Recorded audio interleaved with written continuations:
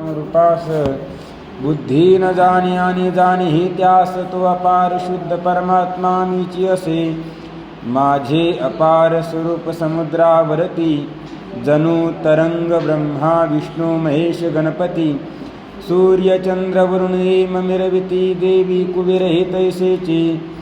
जो सर्वज्ञानी दयाघन मुनी हृदय ज्यांचे करीती ध्यान त्यांचे बुद्धी उपाधी करुणा मिथ्या भान मदची माझी होतसे.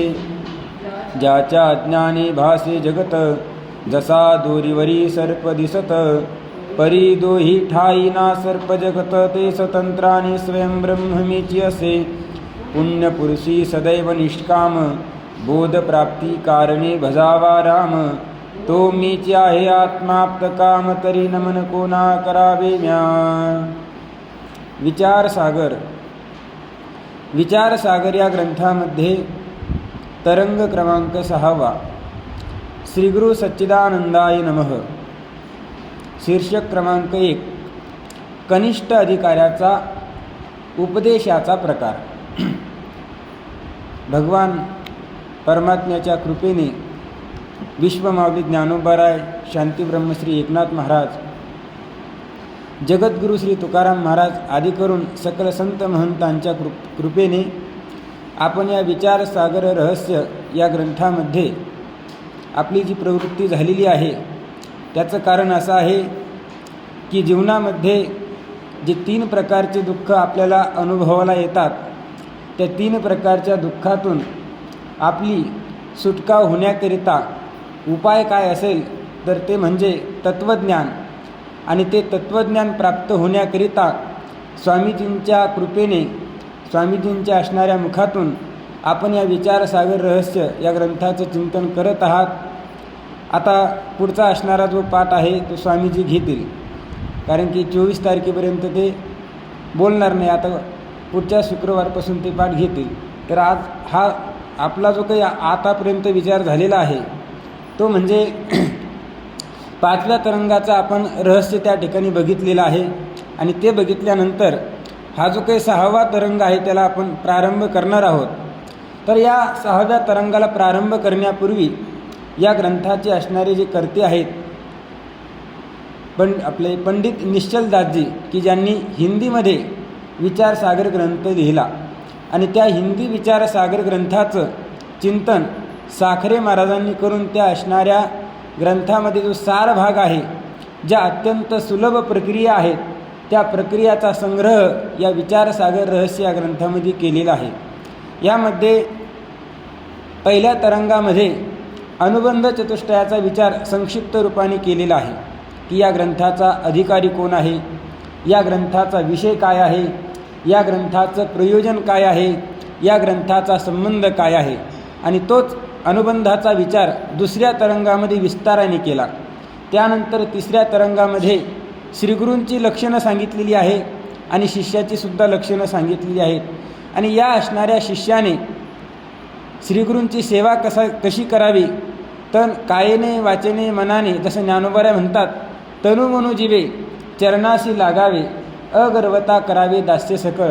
मग अपेक्षित आपुले म्हणजे कायेने वाचेने आणि मनाने जर आपण श्रीगुरूंची शरणागती केली तर ते आपल्याला काय करतील, आपण जे त्यांना विचारू ते सांगतील.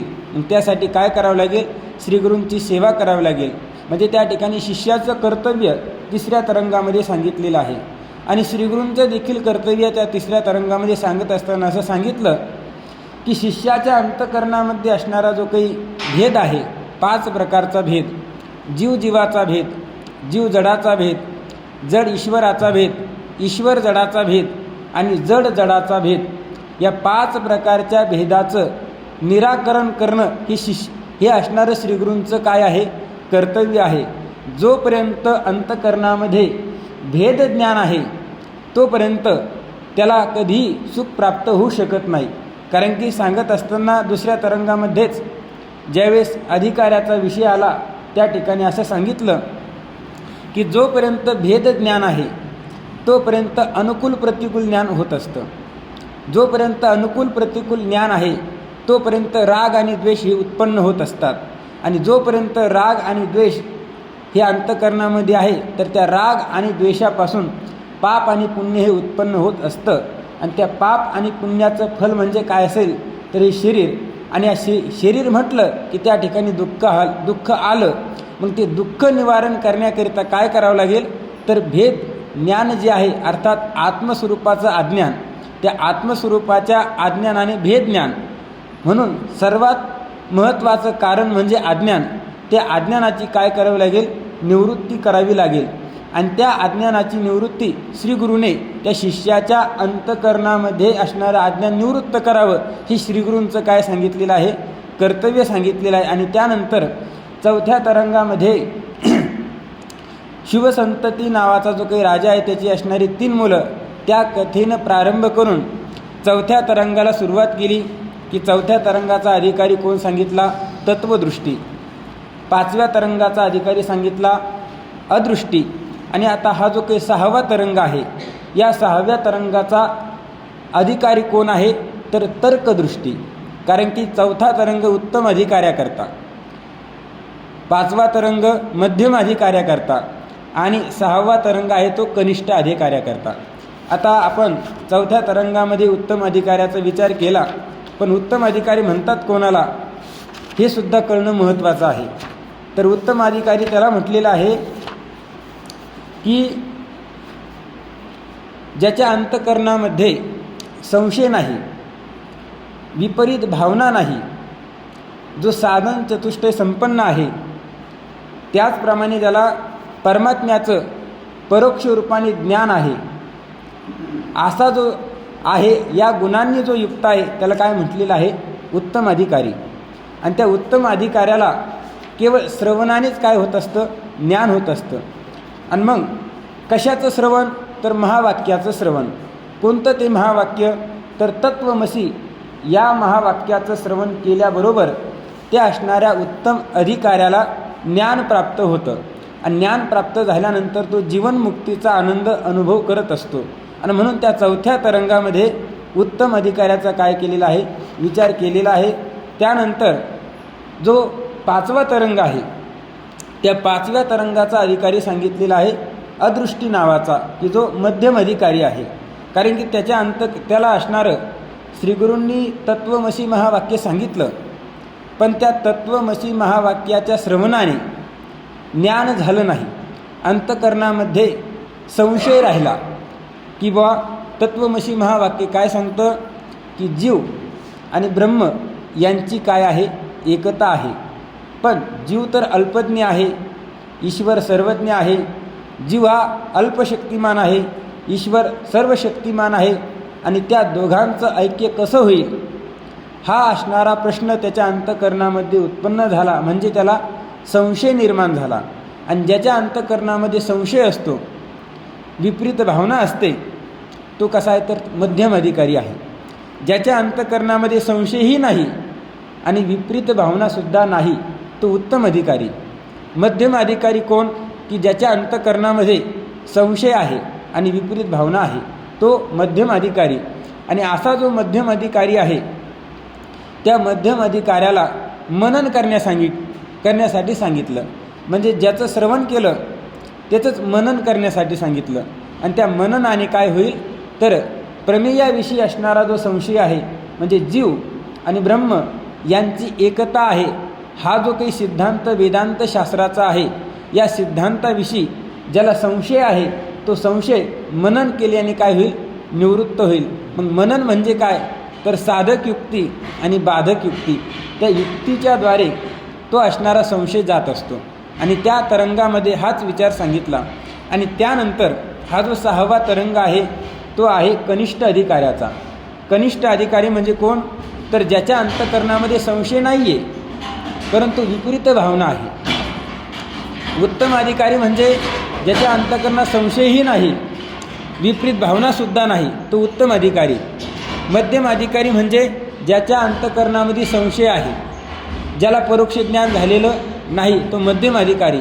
आणि जो कनिष्ठ अधिकारी आहे की ज्याच्या अंतःकरणामध्ये विपरीत भावना आहे. श्रीगुरूंनी सांगितलं की तूच कोण आहे, ब्रह्म आहे, तूच आनंद स्वरूप आहे, तूच सुखस्वरूप आहे.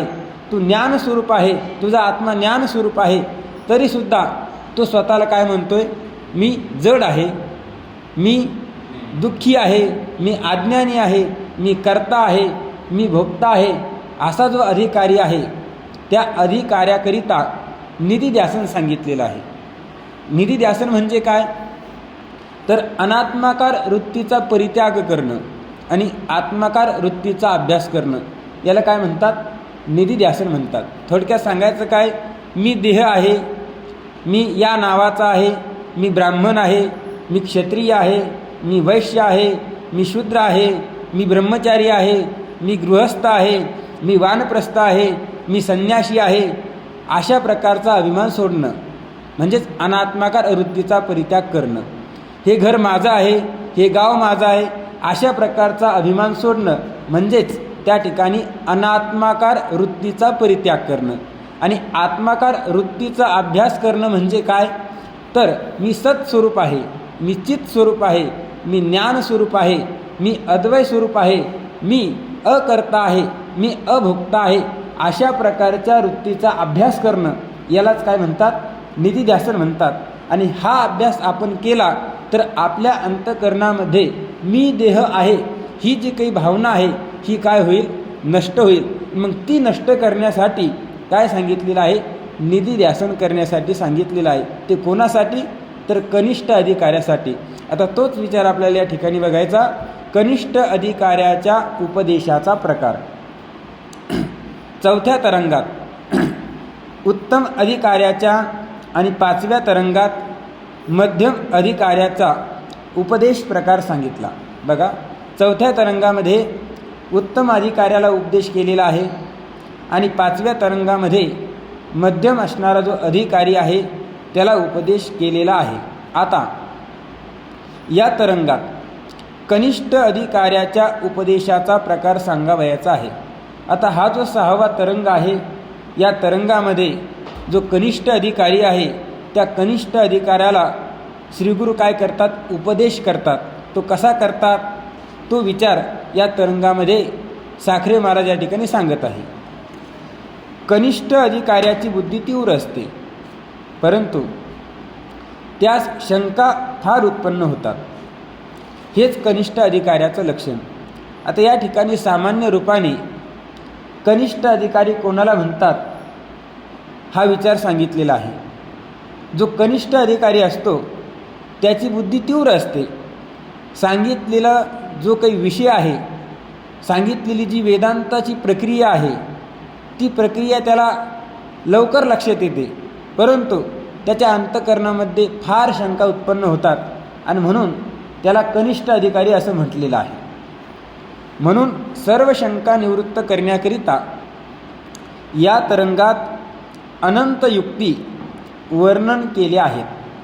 आता हा जो कनिष्ठ अधिकारी आहे त्या कनिष्ठ अधिकाऱ्याच्या अंतःकरणामध्ये येणाऱ्या ज्या शंका आहेत त्या शंकेचं निवारण करण्याकरिता अनंत युक्ती या तरंगामध्ये दिल्या जाणार आहेत. युक्ती म्हणजे त्या ठिकाणी अनुमान या तरंगामध्ये दिल्या जातील आणि त्या अनुमानाच्या द्वारे ज्या शंका आहेत त्या काय होईल, नष्ट होऊन जातील. चतुर्थ तरंगात सांगितलेला विषयच युक्तीने पुन्हा सांगितलेला आहे. चौथ्या तरंगामध्ये जो विषय प्रतिपादन केला की जो उत्तम अधिकाऱ्याला सांगितलेला आहे तोच असणारा विषय या असणाऱ्या तरंगामध्ये विस्ताराने सांगणार आहे. तोच विषय या ठिकाणी सांगणार आहे. चौथ्या तरंगामध्ये काय सांगितलं, तर त्या ठिकाणी अजातवाद सांगितला. अजातवाद पटला नाही म्हणून विवर्तवाद सांगितला. विवर्तवादसुद्धा समजण्यासाठी अत्यंत कठीण जाऊ लागलं म्हणून दृष्टीसृष्टीवाद, सृष्टीदृष्टीवाद. सृष्टीदृष्टीवाद म्हणजे काय, तर अगोदर सृष्टी उत्पन्न होते आणि नंतर त्या सृष्टीचं ज्ञान होतं, त्याला म्हणतात सृष्टीदृष्टीवाद. आणि दुसरा वाद आहे दृष्टीसृष्टीवाद. दृष्टी शब्दाचा अर्थ होतो ज्ञान आणि सृष्टी शब्दाचा अर्थ होतो हे जगत. जोपर्यंत ज्ञान आहे तोपर्यंत सृष्टी आहे. जसं जे स्वामीजी आहेत ते काय करतात, दृष्टीसृष्टीवादामध्ये जगतात. म्हणजे कसं, आता तसं पाहायला गेलं तर त्यांच्या दृष्टीने जगत नाहीच आहे, परंतु जोपर्यंत साधक या आश्रमामध्ये आहे तोपर्यंत तो आहे. एकदा तो आश्रमातून गेला तो नाहीच असं ते समजून जातात. म्हणजे त्याला म्हणतात दृष्टीसृष्टीवाद. जसं स्वप्न हे कसं आहे, जोपर्यंत दिसतंय तोपर्यंत आहे आणि एकदा दिसणं बंद झालं तर ते स्वप्न नावाची गोष्टच नाही, ते पदार्थ त्या ठिकाणी पुन्हा दिसत नाही. त्याला म्हणतात दृष्टीसृष्टीवाद. म्हणजे अगोदर ज्ञान असतं आणि नंतर पदार्थ असतात. हा विचार आपण 4थ्या तरंगामध्ये बघितला आणि त्याचाच असणारा विस्तार या तरंगामध्ये करणार आहेत. म्हणून श्रवण केलेल्या अर्थाविषयी ज्यास कुतर्क उत्पन्न होतात त्याचे समाधान होण्यास हा तरंग उपयोगी आहे. बघा, 4थ्या तरंगामध्ये अनिर्वचनीय ख्याती सांगितली आणि ती अनिर्वचनीय ख्याती सांगत असताना आणखीन 5 प्रकारच्या ख्यात्या सांगितलेल्या आहेत. का सांगाव्या लागल्या त्या? तर शिष्याच्या अंतःकरणामध्ये प्रश्न उत्पन्न झाला. विषय असा होता की श्रीगुरूंनी सांगितलं की रज्जूच्या अज्ञानामुळे जशी सर्पाची प्रतीती येते तसं आपल्या आत्मस्वरूपाच्या अज्ञानामुळे या जगताचा काय होत आहे, आपल्याला भ्रम होत आहे, हे जगत प्रतीतीला येत आहे. मग त्यावेळेस त्या शिष्याने सांगितलं, श्रीगुरूंना शिष्य म्हणाला की तुम्ही काय सांगितलं मला की रज्जूच्या अज्ञानाने सर्पाची प्रतीती येते, पण हे जे तुम्ही बोलताय हे मला पटत नाही. कारण की आतापर्यंत मी जो अभ्यास केलेला आहे त्या अभ्यासानुसार त्या रज्जूच्या ठिकाणी भासलेल्या सर्पाची वेगवेगळ्या प्रकाराने काय करतात, त्या ठिकाणी वेगवेगळं पद्धत त्या ठिकाणी सांगतात. कोणी रज्जूवर भासलेला सर्प असत मानतो, कोणी रज्जूवर भासलेला सर्प क्षणिक विज्ञानवाद म्हणजे क्षणिक मानतात, कोणी अन्यता ख्याती मानतात म्हणजे अन्य ठिकाणी असणारा सर्प अन्य ठिकाणी प्रतीतीला आला असं मानतात, कोणी तो सर्प सत्य मानतात आणि कोणी मिथ्या मानतात. मग एवढे जर मतं असतील तर तुम्ही त्या असणाऱ्या सर्पाला मिथ्या का म्हणता? हा प्रश्न त्या ठिकाणी शिष्याने केल्यानंतर श्रीगुरूंनी त्या असणाऱ्या शिष्याला अनिर्वचनीय ख्याती सांगितली. अनिर्वचनीय ख्याती म्हणजे पदार्थ फक्त प्रतीतीला येतोय पण वास्तविक नसतो, त्यालाच काय म्हणायचं, अनिर्वचनीय ख्याती. म्हणजे स्वतःहून विलक्षण. रज्जूवर भासलेला सर्प सत म्हणजे त्या ठिकाणी खरासुद्धा नाही आणि असत म्हणजे खोटासुद्धा नाही, तर खरा आणि खोटा याहून कसा आहे तो विलक्षण आहे, त्यालाच काय म्हणतात अनिर्वचनीय ख्याती. आणि हे जगत कसं आहे तर अनिर्वचनीय आहे. आत्मस्वरूपाच्या अज्ञानामुळे हे भासू लागलेलं आहे, प्रतीतीला येऊ लागलेलं आहे. अशा प्रकारचं श्रीगुरूंनी ज्यावेळेस त्या उत्तम अधिकारी असणारा तत्वदृष्टी त्याला सांगितलं त्यावेळेस हा जो कनिष्ठ अधिकारी आहे तर्कदृष्टी नावाचा, त्याच्या मनामध्ये तर्क उत्पन्न झाला. आणि काय तर्क उत्पन्न झाला ते पुढं सांगणारच आहे. बघा, म्हणून श्रवण केलेल्या अर्थाविषयी ज्यास कुतर्क उत्पन्न होतात त्याचे समाधान होण्यास हा तरंग उपयोगी आहे. तर्कदृष्टीला जो संशय उत्पन्न झालेला होता, जो कुतर्क उत्पन्न झालेला होता, त्याचं समाधान करण्यासाठी हा तरंग काय आहे तर उपयोगाचा आहे. 5व्या तरंगाच्या आरंभीच चैतन्याहून भिन्न अज्ञान आणि तत्कार्य प्रपंच हे सर्व स्वप्नाप्रमाणे मिथ्या आहेत. ज्यावेळेस 5व्या तरंगाला प्रारंभ झाला आणि प्रारंभ झाल्यानंतर चैतन्याहून भिन्न असणारं जे अज्ञान आहे, कारण की अज्ञान वेगळी गोष्ट आहे, चैतन्य वेगळी गोष्ट आहे. आणि अज्ञान हे चैतन्याहून कसं आहे तर भिन्न आहे आणि त्या अज्ञानाचं जे कार्य आहे ते सुद्धा चैतन्याहून कसं आहे तर भिन्न आहे. म्हणजे चैतन्याहून भिन्न जे अज्ञान आणि त्या अज्ञानाचं कार्य हा संपूर्ण असणारा प्रपंच, हे कसं सांगितलं, स्वप्नाप्रमाणे मिथ्या आहे असं सांगितलं. म्हणजे चैतन्य हे सत्य आहे आणि चैतन्याहून भिन्न असणारं जे अज्ञान आहे ते अज्ञानसुद्धा स्वप्नाप्रमाणे मिथ्या आहे. आणि त्या अज्ञानाचं कार्य हे जे जगत आहे हे जगतसुद्धा स्वप्नाप्रमाणे मिथ्या आहे. जसं स्वप्नातले पदार्थ जागृतीत आल्यानंतर मिथ्या ठरल्या जातात, त्याप्रमाणेच ही जी काही जागृतीतले पदार्थ आहेत, ज्यावेळेस आपल्याला आत्मज्ञान रूपी जागृती प्राप्त होते त्यावेळेस हे पदार्थसुद्धा मिथ्या ठरतात. आणि म्हणून श्रीगुरूंनी त्या शिष्याला सांगितलं की हा जो प्रपंच आहे तो स्वप्नाप्रमाणे मिथ्या आहे.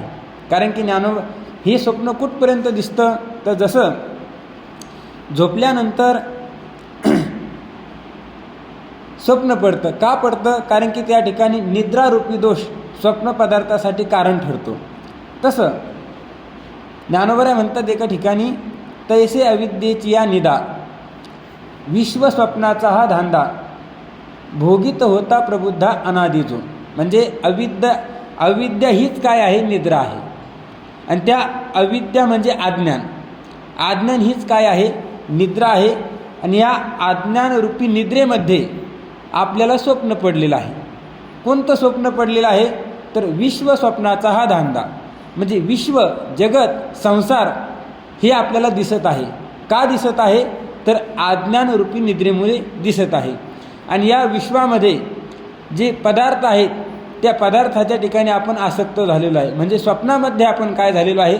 आसक्त झालेलो आहे. मग ही जी निद्रा आपल्याला लागलेली आहे, अज्ञानरूपी निद्रा जी लागलेली आहे, त्या अज्ञानरूपी निद्रेचा नाश कशाने होईल? तर ज्ञानोबरायांनी वर्णन केलेलं आहे, तो महावाक्याचेनी नावे, गुरुकृपेचेनी थावे, माथा हात ठेविला नोहे थापटीला जैसा. म्हणजे ज्यावेळेस महावाक्य हे आपल्या कानावरती पडतं त्यावेळेस ही अज्ञानरूपी असणारी निद्रा जाते. आणि अज्ञानरूपी निद्रा गेल्यानंतर हे जे आपल्याला प्रपंचाचं स्वप्न पडलेलं आहे हे सुद्धा काय होतं? नाहीसं होऊन जातं.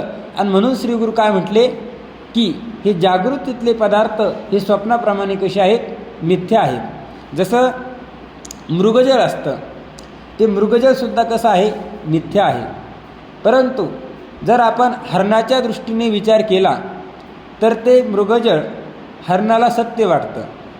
आपल्या दृष्टीने जर विचार केला तर आपल्याला ते मृगजळ खोटं वाटतं. आणि सूर्याच्या दृष्टीने जर विचार केला तर मृगजळ नाहीच आहे. सूर्याच्या दृष्टीने मृगजळ नावाची वस्तूच नाही. आपल्या दृष्टीने खोटी आहे आणि हरणाच्या दृष्टीने सत्य आहे. तशा प्रकारेच हा जो प्रपंच आहे हा अज्ञानी व्यक्तीच्या दृष्टीने सत्य आहे, साधकाच्या दृष्टीने हा प्रपंच मिथ्या आहे. आणि सिद्ध संत महात्म्यांच्या दृष्टीने प्रपंच नावाची गोष्टच नाही. न झाला काय? प्रपंच एक झाला होता, हे तो समूळ मिथ्या वार्ता, पुढे होईल मागोता कदा कल्पांती घडेना. न झाला प्रपंच आहे परब्रह्म, अहम सोहम ब्रह्म आकळिले. म्हणजे प्रपंच झाला होता आणि होणार आहे हे बोलायचंच नाही. कोणाच्या दृष्टीने पण? जे सिद्ध झालेले आहेत, संत झालेले आहेत त्यांच्या दृष्टीने. पण साधकाच्या दृष्टीने प्रपंच आहे, पण तो कसा आहे? तर मिथ्या आहे. आणि अज्ञानाच्या दृष्टीने मात्र सत्य आहे. आणि म्हणून अज्ञानी व्यक्ती हा सतत दुःख, त्या ठिकाणी दुःख त्याला प्राप्त होत असतं आणि दुःख प्राप्त झाल्यानंतर तो व्याकुळी होत असतो. पण संतांच्या जीवनामध्ये दुःख नावाची गोष्ट शिल्लक राहत नाही. साधकाच्या जीवनामध्ये दुःख आल्यानंतर तो लगेच सावरून जात असतो. पण अज्ञानी जीव हा दुःखातून सावरण्याचा प्रयत्न केला तरी तो सावरत नाही. म्हणून आपण या अज्ञानरूपी निद्रेतून बाहेर निघण्यासाठी काय करावं? तर विचार केला पाहिजे. कशाचा? तर विचारसागर या ग्रंथाचा. चैतन्याहून भिन्न अज्ञान आणि तत्कार्य प्रपंच हे सर्व स्वप्नाप्रमाणे मिथ्या आहेत, असे श्री सद्गुरूंनी सांगितले. ते ऐकून आपल्या दोन्ही बंधूचे समाधान झालेले पाहून तिसरा शिष्य तर्कदृष्टी हा साशंक झाला. बघा, चौथ्या तरंगामध्ये आणि पाचव्या तरंगामध्ये चैतन्याहून भिन्न असणारे जे अज्ञान आणि अज्ञानकार्य जगत आहे, हा संसार आहे, तो स्वप्नाप्रमाणे मिथ्या आहे असं ज्यावेळेस श्रीगुरूंनी सांगितलं त्यावेळेस त्याचे समाधान, त्यावेळेस जे अदृष्टी आणि तत्वदृष्टी आहे त्यांचं मात्र समाधान झालेलं आहे. परंतु हा जो तर्कदृष्टी नावाचा शिष्य आहे त्याच्या अंतःकरणामध्ये, त्याच्या मनामध्ये संशय त्या ठिकाणी उत्पन्न झालेला आहे. की स्वप्नाप्रमाणे हे जगत मिथ्या कसं, हा संशय त्याच्या अंतःकरणात उत्पन्न झालेला आहे. आणि झाल्यानंतर तो असणाऱ्या श्रीगुरूंना काय करत आहे, आता विचारणार आहे 2 नंबरच्या शीर्षकाच्या माध्यमाने. तिसरा शिष्य तर्कदृष्टी हा साशंक झाला. त्याच्या मनात असा तर्क उत्पन्न झाला की स्वप्नातील सर्व पदार्थ मिथ्या असतात हे गृहीत धरून मग तो दृष्टांत घेऊन त्या दृष्टांताने जगास मिथ्या म्हणतात. त्या दृष्टांताने जगास मिथ्या म्हणतात. काय सांगतात की त्या तर्कदृष्टीच्या मनामध्ये तर्क उत्पन्न झालेला आहे. काय तर्क उत्पन्न झाला तर स्वप्नातील सर्व पदार्थ कसे असतात, मिथ्या असतात. जसं हे गृहीत धरून तुम्ही त्या स्वप्नाला दृष्टांत केलं आणि स्वप्नाला दृष्टांत करून जागृतीतले पदार्थ हे मिथ्या आहे असं तुम्ही सांगितलं. मग पण स्वप्न पदार्थ अनिर्वचनीय मिथ्या आहेत असे निश्चित ठरले नाही. तुम्ही ज्या दृष्टांताच्या द्वारे जागृतीतले पदार्थ मिथ्या आहे असं सांगताय, पण ते सिद्ध करण्याच्या अगोदर जो दृष्टांत तुम्ही सांगितला आहे स्वप्नाचा, त्या स्वप्नातले पदार्थ अनिर्वचनीय असतात, मिथ्या असतात, हेच अजून सिद्ध झालेलं नाही आहे. आणि अजून स्वप्नातले पदार्थ मिथ्या आहे हेच जर सिद्ध झालेलं नसेल तर तुम्हाला स्वप्न पदार्थ मिथ्या आहे आणि त्या पदार्थांना दृष्टांत करून जागृतीतले पदार्थ मिथ्या आहे असं तुम्हाला म्हणता येणार नाही. थोडक्यात सांगायचं काय, जोपर्यंत स्वप्नातले पदार्थ मिथ्या सिद्ध होणार नाही तोपर्यंत स्वप्नातल्या पदार्थांना जागृतीला मिथ्या ठरवण्यासाठी दृष्टांत करता येणार नाही. म्हणजे स्वप्न पदार्थांना दृष्टांत करता येणार नाही. स्वप्न पदार्थ अनिर्वचनीय मिथ्या आहेत असे निश्चित ठरले नाही. याकरिता सर्व लोकांच्या अनुभवाप्रमाणे सत्य जागृत व्यवहाराचा दृष्टांत करून स्वप्न व्यवहार तरी सत्य ठरण्यास काय हरकत आहे, हा असणारा तर्कदृष्टी श्रीगुरूंना म्हणत आहे की सर्व लोकांचा अनुभव असा आहे की जागृती सत्य आहे. मग सर्व लोकांच्या अनुभवानुसार आपण काय करू, जागृतीला दृष्टांत करू. जागृती कशी आहे, सत्य आहे. आणि त्या जागृतीतल्या पदार्थांना दृष्टांत करून स्वप्नामध्ये जे पदार्थ दिसतात, स्वप्नामध्ये जो व्यवहार होतो तो सुद्धा सत्य आहे असं समजण्यास काय हरकत आहे. जसं तुम्ही मला स्वप्नातील पदार्थांना मिथ्या सांगून त्या स्वप्नाला दृष्टांत करून जागृतीतले पदार्थ मिथ्या आहे असं तुम्ही सांगताय, त्याच्या उलटं केलं तर चालणार नाही का. कसं, जागृतीतले पदार्थ सत्य आहेत आणि या जागृतीतल्या पदार्थांना दृष्टांत करून स्वप्नातले पदार्थसुद्धा सत्य आहेत असं म्हणण्यास काय हरकत आहे. अशा प्रकारचा विकल्प त्या शिष्याने श्रीगुरूंच्या समोर मांडलेला आहे. याकरिता सर्व लोकांच्या अनुभवाप्रमाणे सत्य जागृत व्यवहाराचा दृष्टांत करून स्वप्न व्यवहार तरी सत्य ठरण्यास काय हरकत आहे. म्हणजे शिष्याचं म्हणणं आहे की स्वप्नातले पदार्थसुद्धा कसे आहेत, सत्यच आहेत. श्रीगुरू सांगतात मिथ्या आहे आणि हा सांगतो की सत्य आहे.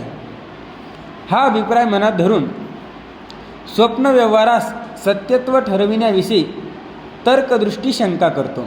हा अभिप्राय म्हणजे या दृष्टांताला, या असणाऱ्या अनुभवाला मनात धारण करून हा असणारा तर्कदृष्टी स्वप्नातला व्यवहार, स्वप्नातले पदार्थ हे सत्य आहे हे सिद्ध करण्यासाठी काय करत आहे, शंका या ठिकाणी घेत आहे. आता शंका घेण्याच्या पूर्वी हा जो तर्कदृष्टी आहे तो काय करणार तर स्वप्नातले पदार्थ हे सत्य आहेत हे अगोदर सिद्ध करणार. कसे सत्य आहेत तर त्याची 2 कारणे या ठिकाणी देत आहे. स्वप्न पदार्थ 2 कारणामुळे सत्य आहेत.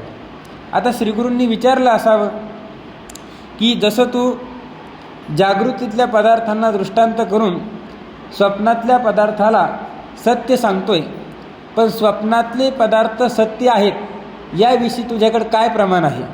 तर तो काय सांगतो युक्ती सांगतो. या 2 कारणामुळे स्वप्नातले पदार्थ कसे आहेत, सत्य आहेत. तर ते 2 कारणे या ठिकाणी सांगतात. शिष्य: महाराज, स्वप्नात जे पदार्थ प्रतीत होतात ते सत्य आहेत असे मला वाटते. या ठिकाणी तर्कदृष्टी म्हणतोय की स्वप्नात जे पदार्थ प्रतीतीला येतात ते कसे आहेत, सत्य आहेत आणि असं मला वाटतंय.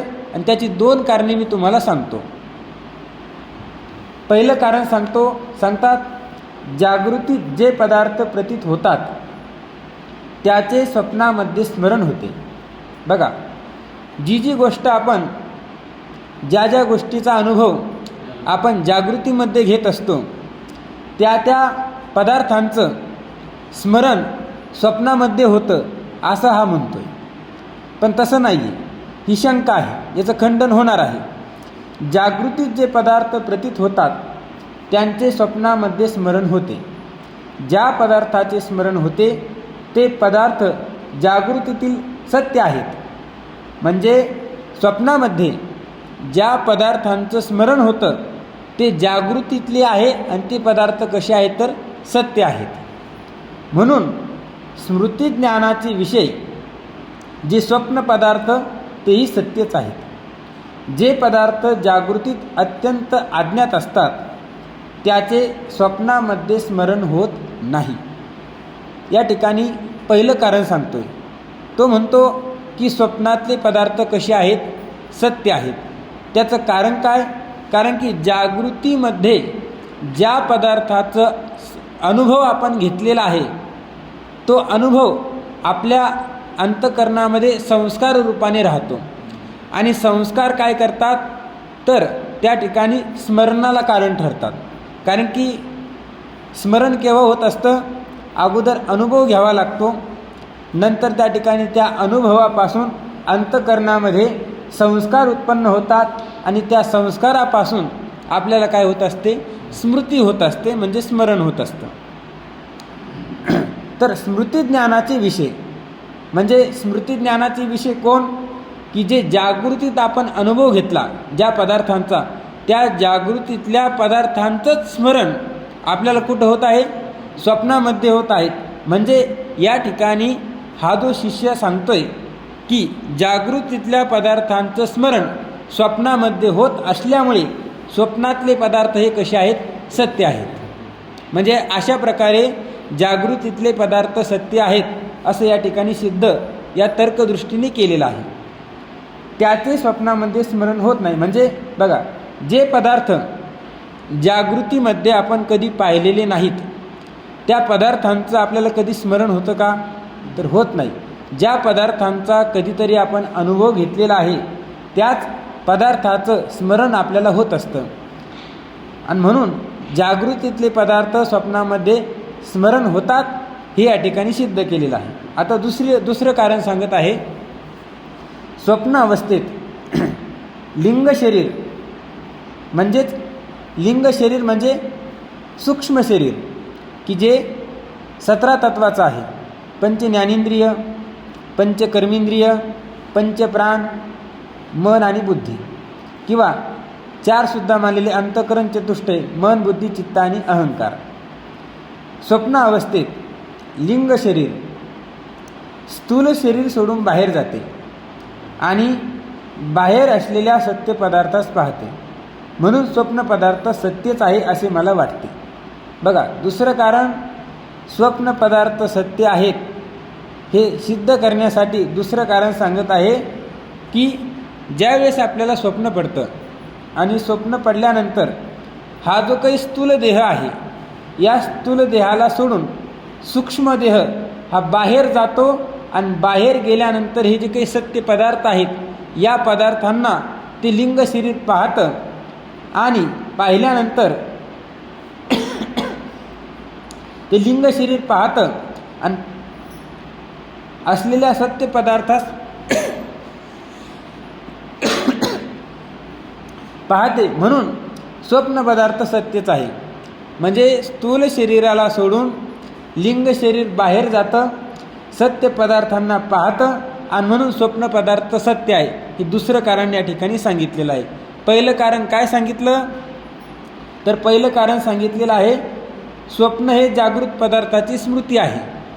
आणि दुसरं कारण सांगितलं, लिंग शरीर बाहेर जाऊन सत्य पदार्थांना पाहतं आणि म्हणून स्वप्नातले पदार्थ हे सत्य आहेत.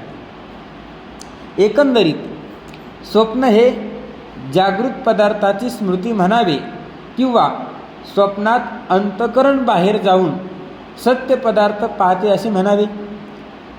दोन कारणं, स्वप्न हे जागृत पदार्थाची स्मृती आहे असं म्हणावं किंवा स्वप्नामध्ये अंतःकरण बाहेर जातं आणि सत्य पदार्थांना पाहतं आणि म्हणून स्वप्न पदार्थ सत्य आहे असं म्हणावं. नेमकं मी जे सांगतोय तुम्हाला, शिष्य म्हणतोय, मी जे तुम्हाला सांगतोय या दोन्ही पर्यायापैकी कोणतं बरोबर आहे?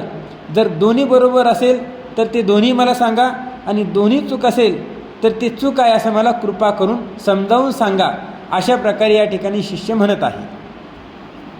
या माझ्या समजुतीत काही चूक असल्यास ती कृपा करून सांगावी अशी या ठिकाणी तर्कदृष्टीने काय केलेली आहे? विनंती केलेली आहे.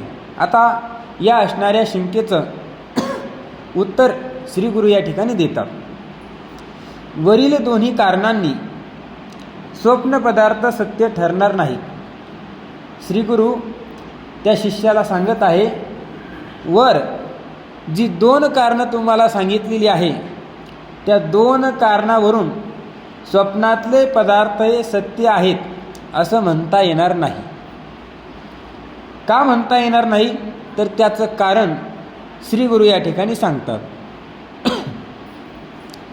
स्वप्नातील पदार्थ ज्ञानास स्मृती म्हणता येणार नाही. पहिलं कारण या ठिकाणी सांगतात. पहिलं कारण शिष्याने सांगितलं होतं की स्वप्नातले पदार्थ जे आहेत ते सत्य आहेत. तर का? जागृतीतल्या पदार्थाचं स्मरण स्वप्नामध्ये होतं आणि म्हणून ते सत्य आहेत. पण या ठिकाणी हे असणारे श्रीगुरू सांगतात की स्वप्नामध्ये जे पदार्थ आपल्याला प्रतीतीला येतात त्या पदार्थाला स्मृती म्हणता येणार नाही.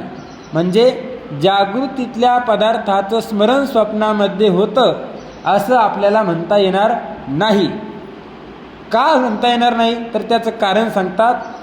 भूतकाली पाहिलेल्या पदार्थाशी वृत्तीचा संबंध न होता केवळ संस्कारापासून जे ज्ञान होते त्यास स्मृती म्हणतात. या ठिकाणी स्मृती कशाला म्हणतात ते सांगतात. संस्कारापासून जे ज्ञान उत्पन्न होतं त्याला काय म्हणतात? स्मृती म्हणतात. पण भूतकाली पाहिलेल्या पदार्थाशी वृत्तीचा संबंध न होता, म्हणजे भूतकालामध्ये आपण पदार्थ पाहिलेला आहे. आता 10 वर्षापूर्वी ही वेदांत साधनास्थलीचं स्वरूप कसं होतं हे तुम्ही बघितलेलं आहे. आणि जर तुम्ही कधी विचार केला 10 वर्षापूर्वीचा तर तुमच्या असणाऱ्या डोळ्याने ते बघितलेलं आहे. त्यावेळेस तुम्हाला अनुभव त्याचा आलेला आहे, अनुभव घेतलेला आहे. पण आता जर तुम्ही बसलेत आणि तुम्हाला जर स्मरण झालं तर या डोळ्याचा संबंध त्या 10 वर्षापूर्वीच्या वेदांत साधनास्थलीशी आहे का? तर नाही आहे. फक्त तिचे संस्कार अंतःकरणामध्ये आहे आणि त्या संस्कारापासून तुम्हाला 10 वर्षापूर्वीचं काय होत असतं? स्मरण होतं. याला काय म्हणतात? स्मृती म्हणतात. तसं स्वप्नामध्ये आपल्याला जे पदार्थ दिसतात त्या ठिकाणी या इंद्रियांचा संबंध, म्हणजे इंद्रियांचा, या व्यावहारिक इंद्रियांचा संबंध नसतो. पण स्वप्न पदार्थ जसे कल्पित त्या ठिकाणी उत्पन्न होतात तसे इंद्रियसुद्धा कल्पित उत्पन्न होतात आणि कल्पित इंद्रियांच्याद्वारे कल्पित असणारे पदार्थ त्या ठिकाणी प्रत्यक्ष दिसतात. आणि म्हणून स्वप्नातले पदार्थ हे जागृतीतल्या पदार्थाची स्मृती आहे असं म्हणता येणार नाही. जागृतीतल्या पदार्थाची स्मृती आहे असं म्हणता येणार नाही. भूतकाली पाहिलेल्या पदार्थाशी वृत्तीचा संबंध न होता केवळ संस्कारापासून जे ज्ञान होते त्यास स्मृती म्हणतात.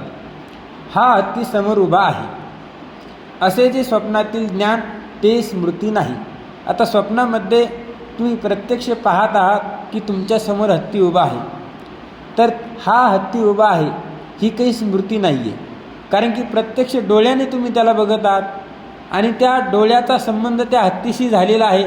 म्हणजे वृत्तीचा संबंध हत्तीबरोबर आहे आणि जोपर्यंत वृत्तीचा संबंध हत्तीबरोबर आहे तोपर्यंत त्याला स्मरण म्हणता येत नाही, त्याला प्रत्यक्ष अनुभव असं म्हटलं जातं. आता सध्या आपण या ठिकाणी प्रत्यक्ष आहोत, म्हणजे मी तुम्हाला प्रत्यक्ष पाहत आहे आणि तुम्ही मला प्रत्यक्ष पाहत आहे. डोळ्याचा संबंध तुमच्या शरीराशी आहे आणि तुमचा डोळ्याचा संबंध माझ्या शरीराशी आहे, म्हणजे तुम्हाला या ठिकाणी माझं प्रत्यक्ष ज्ञान होत आहे. स्मरण होत आहे का? स्मृती होत आहे का? नाही. तसं स्वप्नामध्ये हत्ती साक्षात तुमच्या पुढे उभा आहे, तर त्या हत्तीचं स्मरण म्हणता येईल का? म्हणता येत नाही. म्हणून शिष्य जो म्हटला होता की जागृतीतल्या पदार्थाचं स्मरण स्वप्नामध्ये होतं आणि म्हणून स्वप्नातले पदार्थ सत्य आहेत, हे शिष्याचं म्हणणं बरोबर नाही. कारण की स्वप्नातले पदार्थ हे प्रत्यक्ष असतात, ते स्मृतिज्ञानाचे विषय बनत नाहीत. स्मृतिज्ञानाचे विषय कोण बनतात? संस्कार असेल, म्हणजे जसं आता तुम्हाला उदाहरण दिलं 10 वर्षापूर्वीचं, त्याला आपण स्मृती म्हणू शकतो. पण सध्या आता तुम्ही साक्षात बघताय, याला स्मृती म्हणता येईल का? याला स्मृती म्हणता येत नाही. हा प्रत्यक्ष तुम्ही अनुभव करत आहात, कारण की अंतःकरणाच्या वृत्तीचा डोळ्याच्या माध्यमाने या भिंतीशी, या आश्रमाशी काय तर संबंध आहे, संबंध झालेला आहे. आणि जोपर्यंत वृत्तीचा संबंध पदार्थाशी होतो तोपर्यंत ते प्रत्यक्ष ज्ञान असतं. आणि ज्यावेळेस वृत्तीचा संबंध राहत नाही आणि केवळ संस्कारापासून जे ज्ञान उत्पन्न होतं त्याला स्मरण म्हणतात. हा हत्ती समोर उभा आहे असे जे स्वप्नातील ज्ञान ते स्मृती नाही. म्हणजे स्वप्नातलं ज्ञान, स्वप्नातील पदार्थ हे जागृतीतल्या पदार्थाची स्मृती आहे असं म्हणता येत नाही. कारण वृत्तीचा संबंध हत्तीशी आहे. स्वप्नामध्ये वृत्तीचा संबंध कोणाबरोबर आहे? हत्तीबरोबर आहे. म्हणून ते प्रत्यक्ष आहे, म्हणजे तो हत्ती प्रत्यक्ष आहे. तसेच स्वप्नामध्ये हा हत्ती पुढे उभा आहे, हा पर्वत आहे, ही नदी आहे. त्या पाणी द्यावर.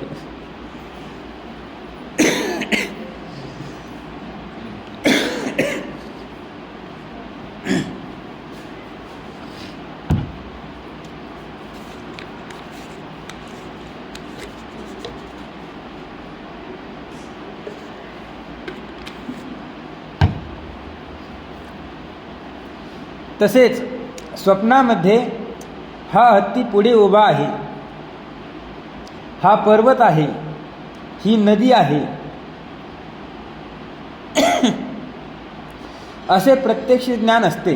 म्हणून त्यास स्मृती म्हणता येणार नाही.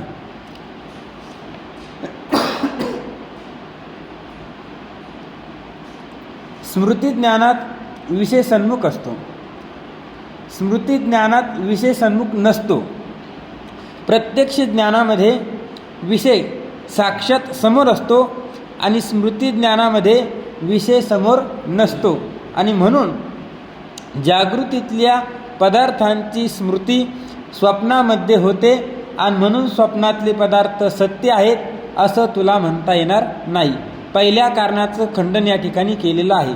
आता दुसरं कारण, शिवाय जागृतीत ज्याचे ज्ञान असते त्याचेच स्वप्नात ज्ञान होते असा नियम नाही. जागृतीमध्ये, या संसारामध्ये ज्या पदार्थाचं आपल्याला ज्ञान होतं आहे तेच पदार्थ आपल्याला स्वप्नामध्ये प्रतीतीला येतात असा काही नियम नाही. म्हणजे स्वप्नामध्ये कधी न पाहिलेले पदार्थसुद्धा दिसतात आणि म्हणून स्वप्नातल्या पदार्थांना जागृतीची स्मृती म्हणता येणार नाही. प्रत्यक्ष ज्ञान अभिज्ञारूप आणि प्रत्यभिज्ञारूप असे 2 प्रकारचे आहे. आता प्रत्यक्ष ज्ञान हे 2 प्रकारचं आहे.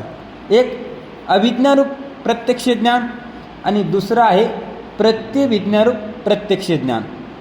आता प्रत्यक्ष ज्ञान, अभिज्ञारूप प्रत्यक्ष ज्ञान कशाला म्हणतात तर त्याचं लक्षण देतात. वृत्तीचा पदार्थाशी संबंध होऊन जे ज्ञान उत्पन्न होते ते अभिज्ञारूप प्रत्यक्ष म्हणावे. वृत्तीचा म्हणजे अंतःकरणाची वृत्ती डोळ्याच्या माध्यमाने रूपापर्यंत जाते, त्या पदार्थापर्यंत जाते आणि त्या पदार्थाचं प्रत्यक्ष ज्ञान करून देते. कोण? अंतःकरणाची वृत्ती. म्हणजे वृत्तीचा संबंध पदार्थाशी असेल तर ते ज्ञान कोणतं आहे? अभिज्ञारूप प्रत्यक्ष ज्ञान. ज्ञानोबा एका ठिकाणी सांगतात की हे जे काही मन आहे, म्हणजे हा जो जीवात्मा आहे, तो जीवात्मा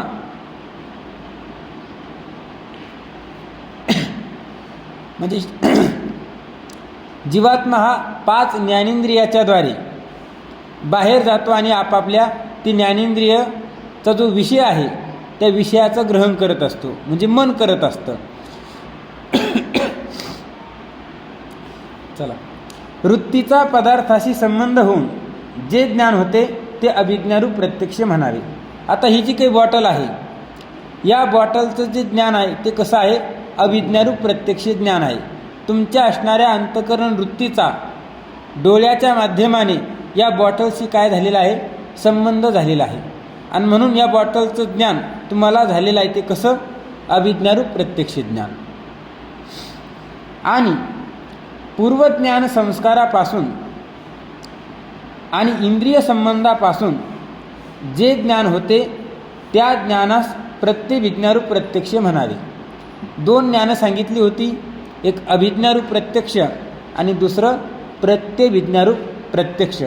अभिज्ञारूप प्रत्यक्ष वृत्तीचा संबंध पदार्थाशी असतो, पण प्रत्यभिज्ञ ज्ञान ज्यावेळेस आपल्याला होत असतं त्यावेळेस वृत्तीचा संबंध पदार्थाशी असतोच, पण त्याला संस्कारसुद्धा कारण असतात, म्हणजे संस्कारसुद्धा त्याला सहाय्य असतात.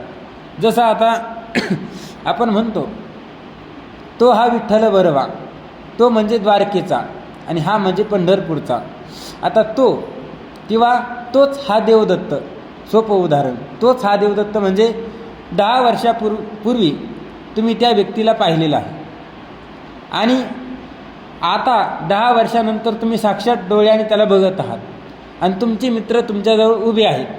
त्यावेळेस तुम्ही काय म्हणता की तोच हा देवदत्त आहे, की ज्या देवदत्ताबरोबर मी शाळामध्ये जात होतो तोच हा आहे, असं तुम्ही तुमच्या मित्राला सांगता.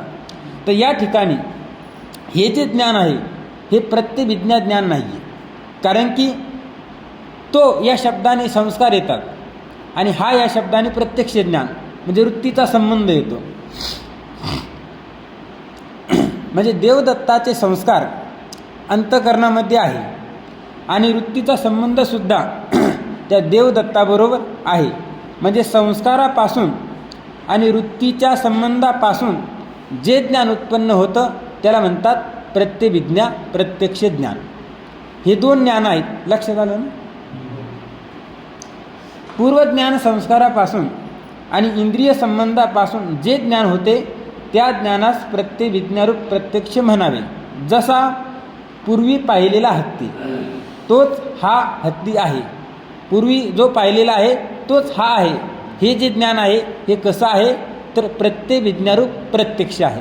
आणि नवीनच हत्ती तुम्ही पाहिलेला आहे तर त्या ठिकाणी तुम्ही असं म्हणता का की तोच हा आहे? तर नाही.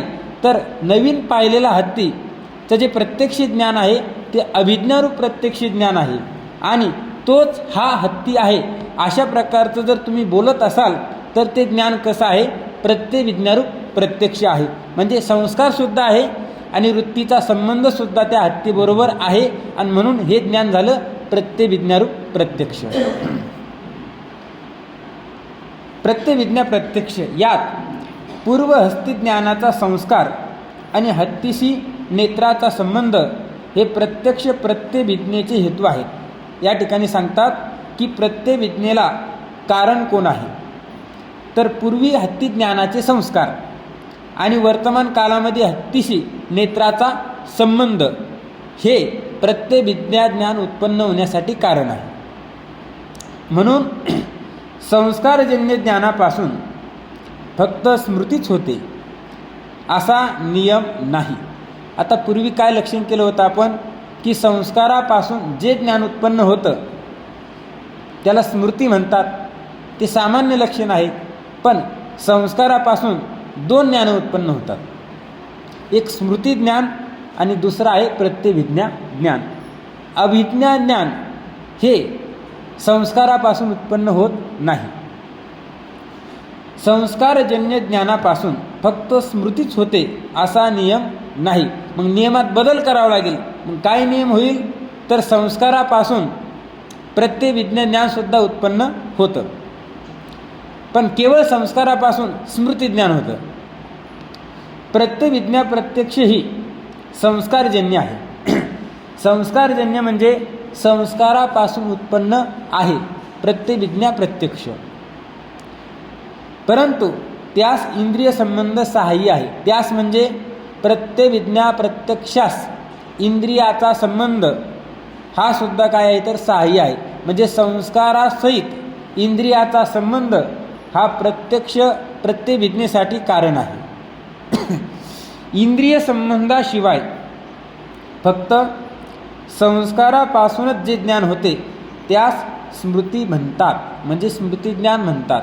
कशाला म्हणतात तर इंद्रिय संबंधाशिवाय, इंद्रियाचा संबंध झालेला नाही पण ज्ञान तर तुम्हाला होतं आहे, पूर्वकाळामध्ये ज्या घटना घडलेल्या आहेत त्यांचं स्मरण तुम्हाला होतं, तर त्या ज्ञानाला काय म्हणतात स्मृतिज्ञान म्हणतात. त्यालाच दुसऱ्या शब्दामध्ये स्मरण म्हणतात. स्वप्नामध्ये हस्त्यादिकांचे ज्ञान संस्कारजन्य नाही. आता स्वप्न पडलेलं आहे आणि त्या स्वप्नामध्ये तुम्हाला काय झालेलं आहे, हत्ती दिसलेला आहे, हत्तीचं ज्ञान झालेलं आहे. पण त्या हत्तीचं जे ज्ञान आहे ते संस्कारापासून उत्पन्न नाही आहे, निद्रारूप दोषजन्य आहे. स्वप्नामध्ये हत्तीचं जे प्रत्यक्ष ज्ञान आहे ते संस्कारापासून उत्पन्न झालेलं नसून ते निद्रारूप दोष त्या ठिकाणी त्या हत्तीच्या ज्ञानाला कारण आहे. म्हणजे झोप हीच काय आहे, हत्तीच्या ज्ञानाला कारण आहे. हस्त्यादिकाप्रमाणे स्वप्नात कल्पित इंद्रिय आहेत. बघा, जसं स्वप्नामध्ये कधी न पाहिलेले पदार्थ दिसतात, आपण कल्पनासुद्धा करू शकत नाही असे पदार्थ स्वप्नामध्ये प्रतीतीला येतात. मग त्या पदार्थांना पाहणारा कोण तर साक्षी. कशाच्याद्वारे पाहतो तर अविद्यावृत्तीच्याद्वारे पाहतो.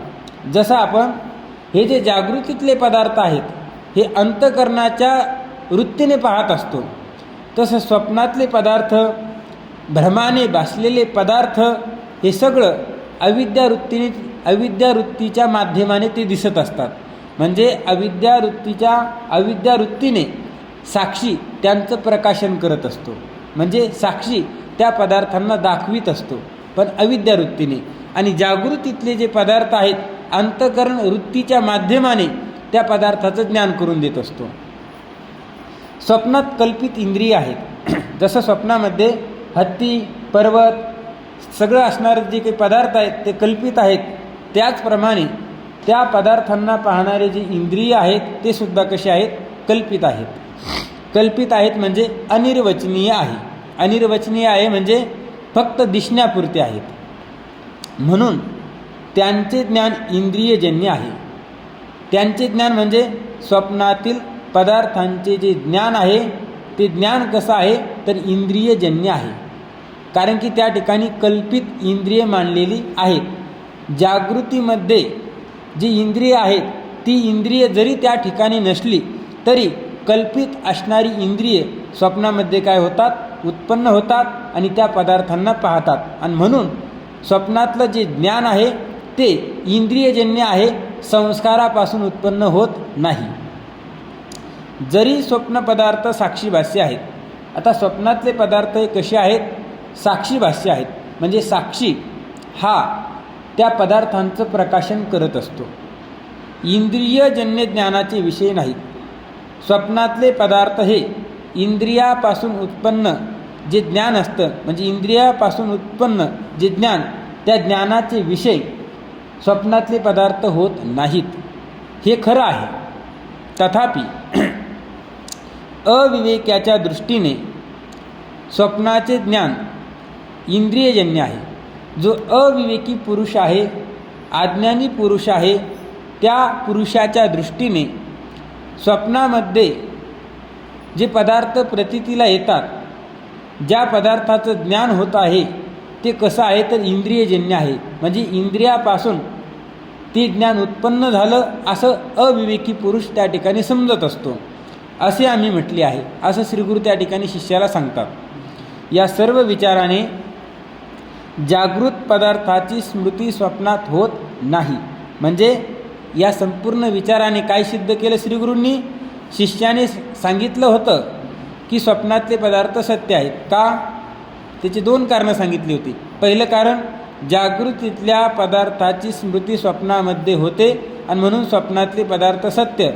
पण श्रीगुरूंनी त्याचं खंडन केलं की जागृतीतल्या पदार्थाचं स्मरण स्वप्नामध्ये होत नाही, तर स्वप्नामध्ये कल्पित इंद्रिय उत्पन्न होतात, कल्पित असणारे पदार्थ उत्पन्न होतात आणि त्या इंद्रियांच्याद्वारे प्रत्यक्ष त्यांचं ज्ञान होतं आणि म्हणून स्वप्नातले पदार्थ स्मृती नाही आहे.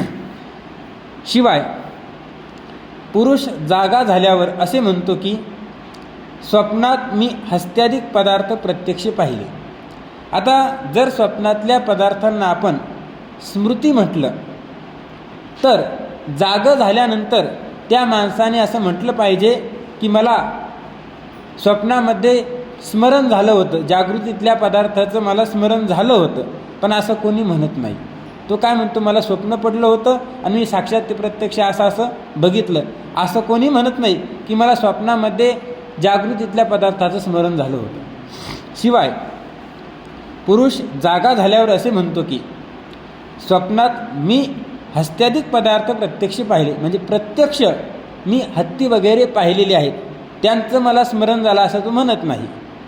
जर स्वप्न स्मृती असेल तर स्वप्नात मला हस्त्याधिकांचे स्मरण झाले होते असे म्हणेल, पण तसे कोणीही म्हणत नाही. जर कदाचित स्वप्न पदार्थही स्मृती असते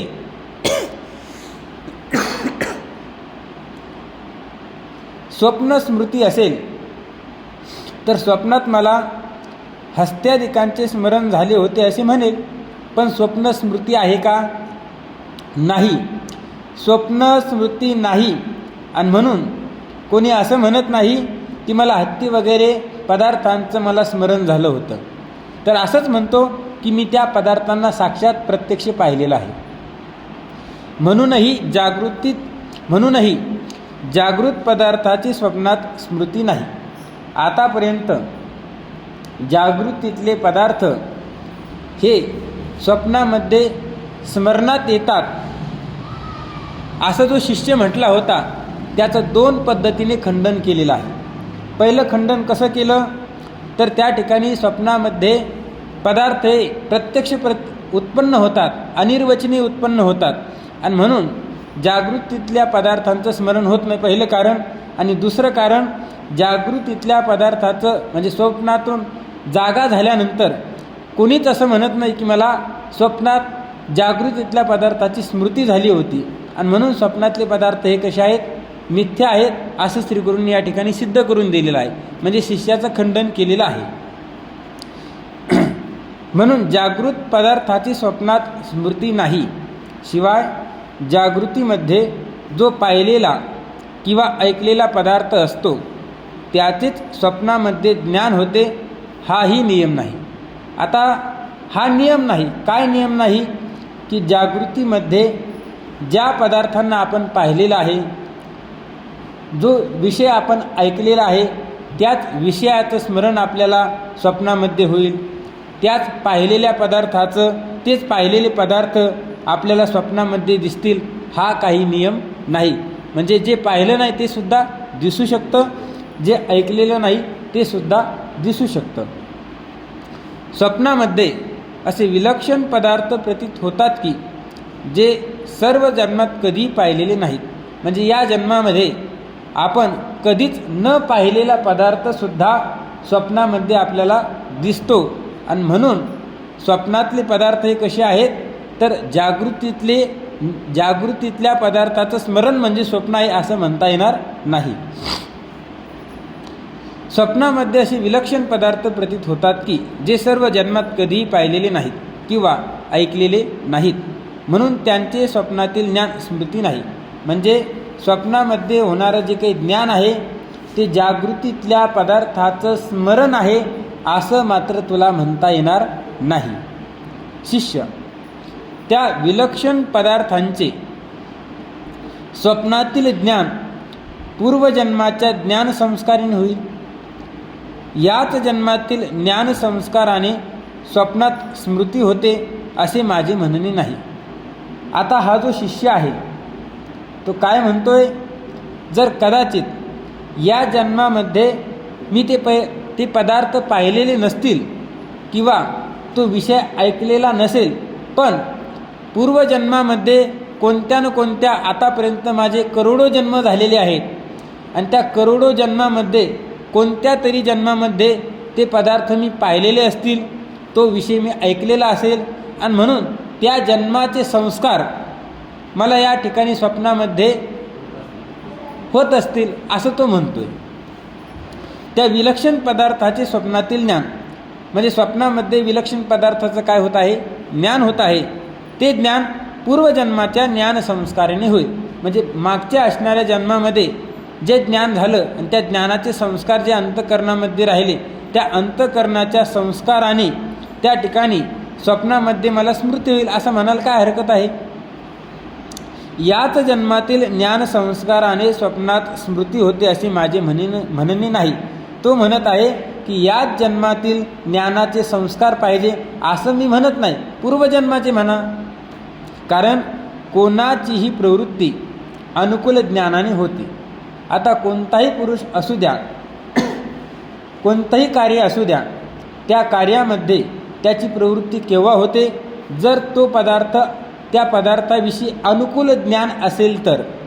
अनुकूल ज्ञान म्हणजे तो पदार्थ मला सुखाला कारण आहे असं ज्ञान असेल तरच त्या व्यक्तीची त्या असणाऱ्या कार्यामध्ये काय होत असते, प्रवृत्ती होत असते.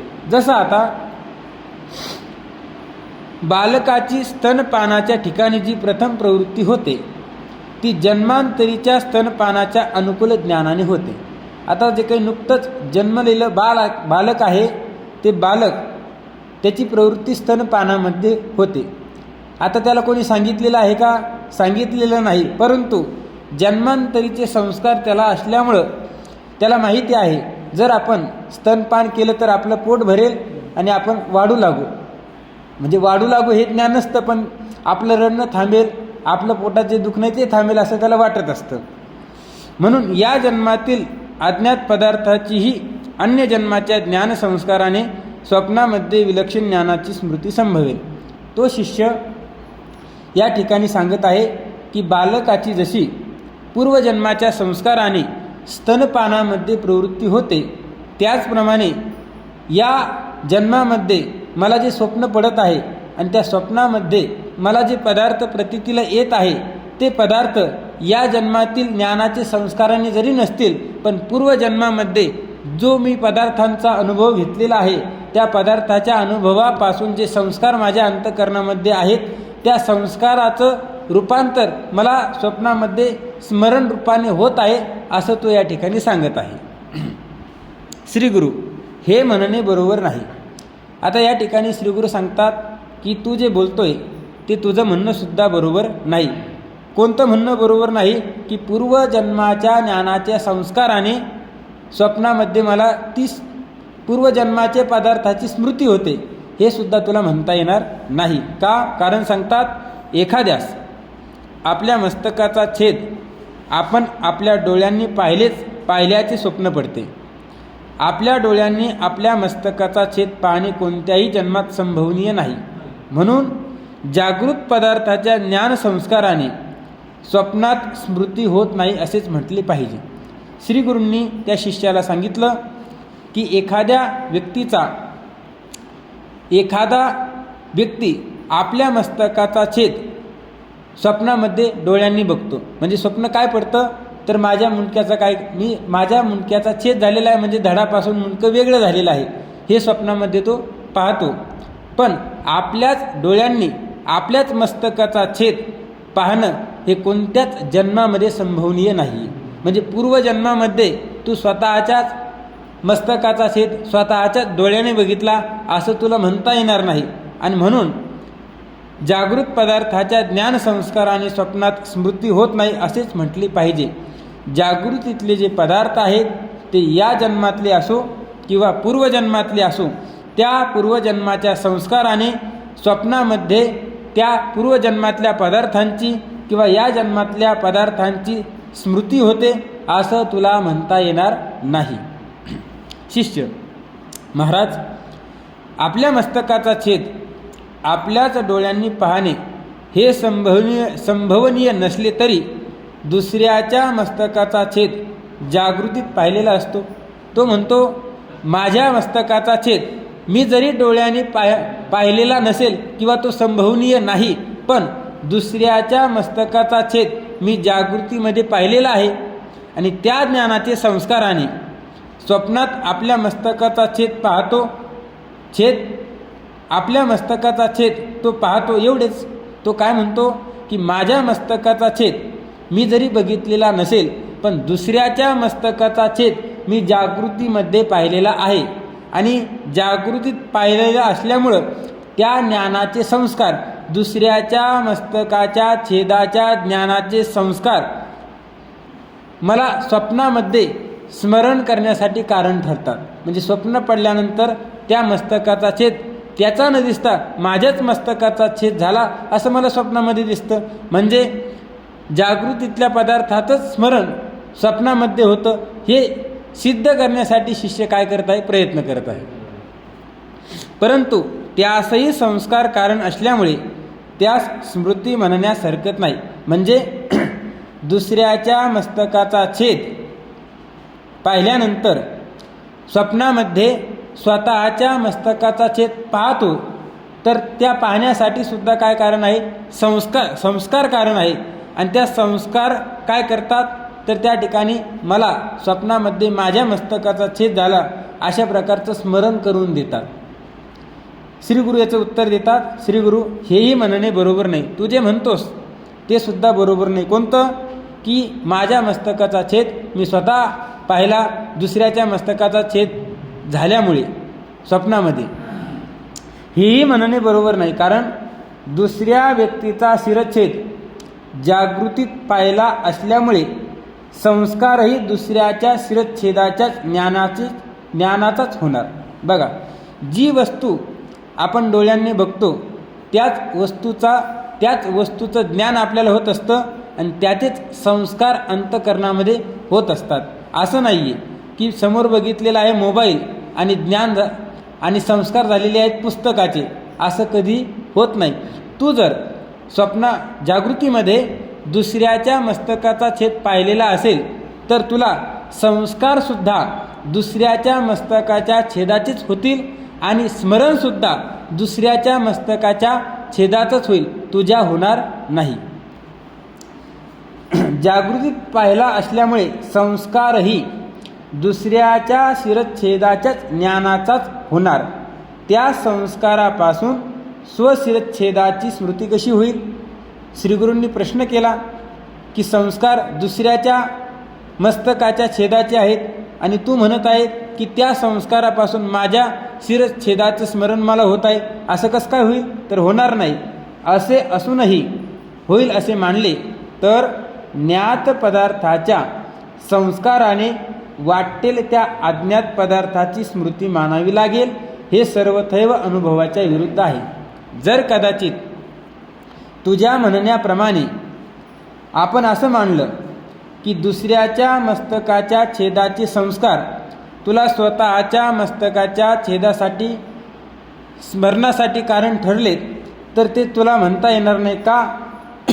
कारण की ज्ञान हे दुसऱ्याच्या मस्तकाच्या छेदाच्या संस्काराचं आहे आणि स्वतःच्या मस्तकाच्या शिरच्छेदाचं स्मरण तुला होतं हे म्हणता येणार नाही. त्याचं कारण सांगतात, कारण की असं जर मानलं आपण तर ज्ञात पदार्थाच्या संस्काराने तुम्हाला ज्ञान झालेलं आहे मोबाईलचं, त्या अज्ञात पदार्थाची स्मृती मानावी लागेल. म्हणजे तुम्हाला ज्ञान झालेलं आहे मोबाईलचं, परंतु अज्ञात म्हणजे त्या ठिकाणी पुस्तक. तुम्हाला पुस्तकाचं स्मरण मानावं लागेल. संस्कार कोणाचे आहेत? मोबाईलचे. आणि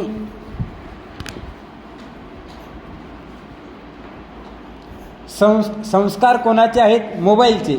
आणि स्मरण कोणाचं मानावं लागेल? मोबाईलचं, पुस्तकाचं.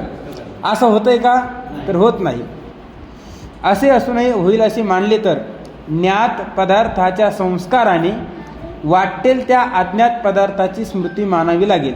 म्हणजे कोणताही पदार्थ तुम्हाला त्या ठिकाणी दिसल असं त्या ठिकाणी मानावं लागेल. पण हे म्हणणं कसं आहे तर अनुभवाच्या विरुद्ध आहे.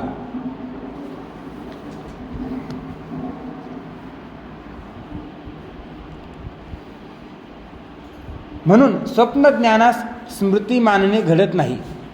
स्वप्नातलं जे ज्ञान आहे त्याला स्मृती म्हणता येणार नाही. स्वप्न स्मृती खंडनाविषयी अनेक युक्ती ग्रंथकारांनी सांगितलेल्या आहेत. आता स्वप्नस्मृती म्हणजे स्वप्नातले पदार्थ हे जागृतीतली स्मृती आहे. या खंडनाविषयी अनेक युक्ती सांगितलेल्या आहेत, परंतु या ठिकाणी जी युक्ती दिलेली आहे ही त्याला काय तर भरपूर झालेली आहे. कशी? स्मृती ज्ञानाचा विषय सन्मुख प्रतीत होत नाही हे पूर्वोक्त दूषण अति प्रबल आहे. काय? स्मृती ज्ञानाचा जो विषय आहे तो समोर नसतो. हेच सगळ्यात मोठं काय तर दूषण आहे. कशाकरिता? स्वप्नस्मृतीकरिता. म्हणजे स्वप्न हे जागृतीतल्या पदार्थाची स्मृती आहे याचं खंडन करण्याकरिता. स्वप्नामध्ये तर हस्त्यादी पदार्थ सन्मुख प्रतीत होतात. स्वप्नामध्ये हत्ती हा समोर दिसतो, हत्ती हा समोर असतो. म्हणून स्वप्नस्थ पदार्थाच्या ज्ञानास स्मृती म्हणणे अत्यंत निरुक्तिक आहे. स्वप्नामध्ये जो हत्ती आहे तो प्रत्यक्ष आपल्याला समोर दिसत असतो आणि म्हणून त्या हत्तीला जागृतीत मी हत्ती बघितलेला आहे आणि त्याचं मला स्मरण होत आहे असं त्या ठिकाणी म्हणता येणार नाही. आणि ते म्हणण्यासाठी कोणती युक्तीसुद्धा नाही आहे. आणि ते म्हणणं कसं आहे तर अयोग्य अशा प्रकारचं आहे. आता दुसरी शंका केली होती की लिंग शरीर हे स्थूल शरीराला सोडून बाहेर जातं आणि स्वप्न पदार्थांना पाहतं. ते म्हणणंसुद्धा कसं आहे? चुकीचं आहे हे या ठिकाणी सांगतात. त्या शंकेचे समाधान. आता लिंग शरीर बाहेर जाऊन सत्य गिरी समुद्राधिक पाहते या शंकेचे समाधान सांगतो ते असे. दुसरी शंका जी होती तिचं समाधान सांगतात. जर स्थूल शरीर सोडून लिंग शरीर बाहेर जाऊन सत्य समुद्राधिक पाहते असे म्हणावे तर लिंग शरीर बाहेर निघण्याने जसे मरणकाली शरीर भयंकर प्रतीत होते तसे स्वप्नकाली लिंग शरीर बाहेर गेल्यामुळे स्थूल शरीर अमंगल प्राणरहित मृत समान झाले पाहिजे तसे तर होत नाही. आता या ठिकाणी शिष्य आपले श्रीगुरू त्या शिष्याला सांगतात की लिंग शरीर हे स्थूल शरीराला सोडून बाहेर जातं आणि पर्वत हत्ती वगैरेंना पाहतं आणि म्हणून स्वप्न पदार्थ हे सत्य आहेत असं जे शिष्य म्हटलेला होता. तर श्रीगुरू त्याचं खंडन करतात की लिंग शरीर या स्थूल शरीराला सोडून बाहेर जाऊ शकत नाही. का जाऊ शकत नाही तर त्याचं कारण सांगतात. लिंग शरीर बाहेर जर या स्थूल शरीरातून निघालं तर मरण काला म्हणजे मेल्यानंतर जसं हे स्थूल शरीर भयंकर दिसतं आणि भयंकर दिसल्यानंतर लिंग शरीर बाहेर निघण्याने जसे मरणकाली शरीर भयंकर प्रतीत होते, जसं मेल्यानंतर हे जे सूक्ष्म शरीर आहे ते या स्थूल देहाला सोडून जातं आणि सोडून गेल्यानंतर हे जे शरीर आहे, जे स्थूल शरीर आहे ते कसं दिसतं? भयंकर दिसतं, अमंगल अशा प्रकारचं दिसतं आणि मेलेल्या पुरुषाप्रमाणे ते दिसत असतं. आणि जर आपण स्वप्नामध्ये हे लिंग शरीर या स्थूल शरीराला सोडून बाहेर जातं, सत्य पदार्थांना पाहतं असं जर म्हटलो तर ते तुझं म्हणणं बरोबर नाही आहे. कारण की जे प्राण असतात पंचप्राण, त्या प्राणाशिवाय इंद्रिय ही बाहेर जाऊ शकत नाही. आणि स्वप्नामध्ये प्राण हे शरीरामध्ये असतात आणि प्राणाला सोडून इंद्रिय जाऊ शकत नाही. आणि म्हणून म्हणून स्थूल शरीराला सोडून लिंग शरीर बाहेर जातं आणि त्या पदार्थांना पाहतं आणि म्हणून स्वप्न पदार्थ सत्य आहेत असं म्हणता येणार नाही. तसेच स्वप्नकाली लिंग शरीर बाहेर गेल्यामुळे जर आपण स्वप्नकालामध्ये या स्थूल शरीराला सोडून लिंग शरीर बाहेर जातं असं मानलं तर स्थूल शरीर अमंगल म्हणजे अपवित्र, प्राणरहित आणि मेलेल्या पुरुषासमान झालं पाहिजे. पण तसं होतं का? स्वप्नामध्ये तसं होत नाही. तसे तर होत नाही. स्वप्नकाली स्थूल शरीर प्राणासहित असून मंगलरूप असते. ज्यावेळेस आपण स्वप्नामध्ये जातो, स्वप्न पडल्यानंतर त्या ठिकाणी स्थूल शरीर हे प्राणाने युक्त असतं आणि मंगलरूप असतं. त्याला अमंगल कोणी मानत नाही. मृतासमान भयंकर दिसत नाही. मेल्यानंतर जसा मनुष्य अत्यंत भयानक दिसतो तशा प्रकारे स्वप्न कोणाला पडलं आणि त्याच्याकडे जर आपण बघितलं तर तो भयंकर दिसत नाही. म्हणून स्थूल शरीर सोडून लिंग शरीर स्वप्न अवस्थेत बाहेर जात नाही असं या ठिकाणी सिद्ध होत आहे. म्हणजे श्रीगुरूंनी शिष्याने स्वप्न पदार्थ सत्य आहेत हे सांगण्यासाठी जी 2 कारणं दिली होती.